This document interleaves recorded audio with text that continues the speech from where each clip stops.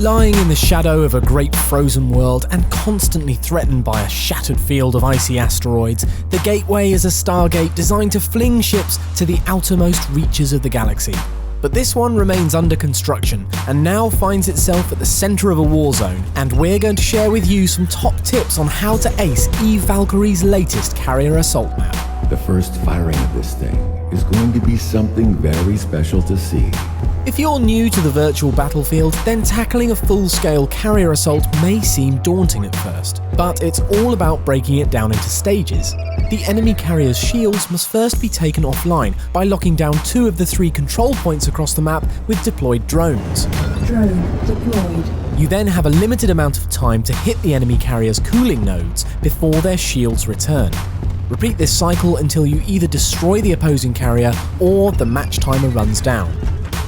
Compared to other carrier assault maps, Gateway offers some fantastic new dogfighting dynamics. Control Point A is located at one end of the cylindrical superstructure, B halfway along, and C at the other end. Unidirectional warp gates are located at either end, allowing you to slingshot yourself quickly from A to C and back again. Not immediately, mind, as the points themselves are still a short hop under normal thrust from the limit of the warp zone, so don't expect any galactic ping-pong. You can access Point B either by approaching from the outside or by slamming on the brakes halfway through a warp jump and navigating through the web of metal. Control Point B has a good deal of scaffolding around it, making it perfect for more nimble craft to negotiate and maintain mastery of, whilst A and C are more open, giving greater opportunity for heavy ships to stand guard and make their presence felt, raining explosive death down the centre of the Stargate. Point B is the real imperative of the map though. Whichever team maintains a tight grip on it is likely to keep their nose out in front. There's a lot of cover here, so make sure you position your own drone as carefully as you can, and use a light ship to seek out and destroy those belonging to the enemy. If someone gets on your 6, you're spoilt for choice with cover to help you break their line of sight, and if you find yourself away from the main structure, you can even take advantage of passing construction vessels for extra cover.